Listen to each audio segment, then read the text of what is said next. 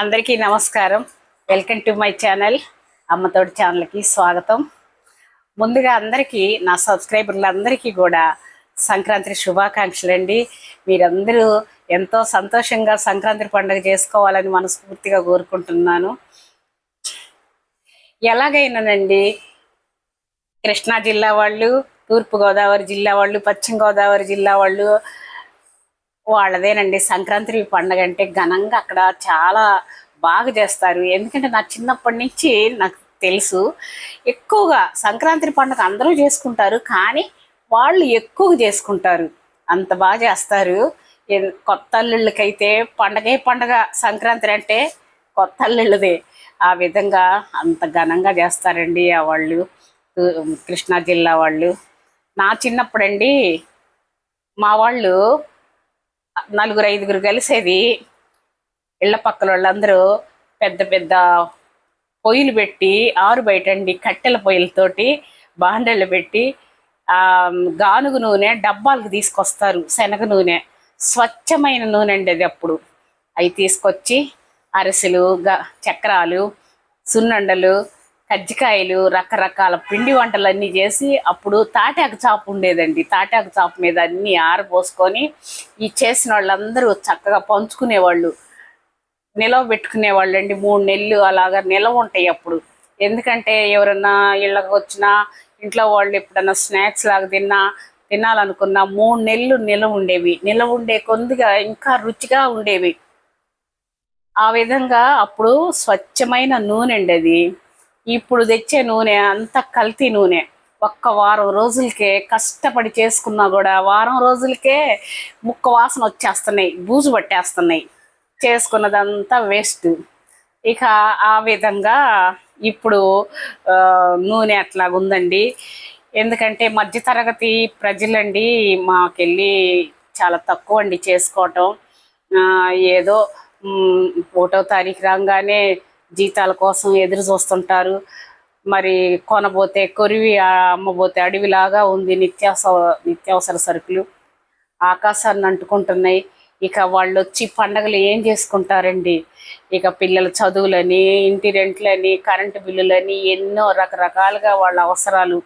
ఆ విధంగా అప్పు చేసి పండగ చేసుకోలేకపోతున్నారు.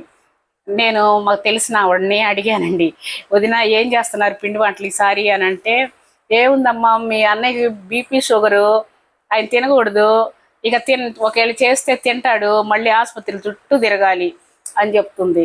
ఎందుకంటే ఆ విధంగా బీపీ షుగర్ల మీద చెప్పుకుంటున్నారండి. ఇప్పుడు చాలామంది అట్టే ఉన్నారు, ఓపికలు లేవు చేసుకునేదానికి, హెల్త్లు బాగలేక. ఆ విధంగా చాలామంది పండగలు తక్కువేనండి. ఇక ఇళ్లల్లో ఆర్డర్ల మీద చేస్తున్నారు. 1 కిలో తెచ్చుకొని ఏదో పండగ పెద్దోళ్ళకి పెట్టుకోవటం, ఇంట్లో ప్రసాదాలు చేసుకొని ఆ విధంగా పెద్దోళ్ళకి చనిపోయిన వాళ్ళకి పెట్టుకుంటున్నారు. ఇప్పుడు ఈ విధంగా ఉందండి. తర్వాత వచ్చేది కనుమ పండగ. మాకెళ్ళి పశువుల పండగ అంటారు. పశువుల్ని బాగా శుభ్రం చేసుకొని పశువులకి పూజలు చేస్తారు. తర్వాత వచ్చేదండి ఏటి పండగ వస్తుందండి మాకు. అసలు మా ఇంటి వెనకనే స్వర్ణముఖి నది. ఇంకా అందరం అండి ఊరు మొత్తం వెళ్తారు ఏటి పండగకి. వెళ్ళేది అక్కడ గౌరీదేవి నిమజ్జనం చేస్తుంటారు, గొబ్బెమ్మల నిమజ్జనం చేస్తుంటారు, ముత్తైదులందరూ పసుపు కుంకాలు పంచుకుంటుంటారు. చాలా కోలాహలంగా ఉంటుందండి.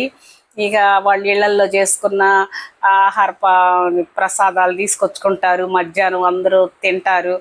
ఇక పిల్లలు పెద్దోళ్ళు అందరూ ఇసుకలు ఆడుతుంటారు. ఇక సాయంత్రం అయిందంటే సాంస్కృతిక కార్యక్రమాలు ఉంటాయి. పిల్లలకేమో జెయింట్ వీల్, రంగుల రత్నాలు, ఇంకా రకరకాలు ఇవన్నీ పిల్లలు ఆడుకునేవన్నీ వచ్చాయి. వాటితోటి ఆ విద్యుత్ లైట్లతోటి చాలా సందడిగా భలే ఉంటుందండి మాకు. ఇక అదే మాకు ఏటి పండగ అంటే చాలా మందికి సంతోషం అనమాట. సంక్రాంతి సంబరాలు దానికోసం ఎదురు చూస్తుంటారు, ఏటి పండగ కోసం. చాలా ఖర్చు పెడుతుంటారండి. గవర్నమెంట్ కూడా దాన్ని బాగా డెవలప్ చేస్తారు.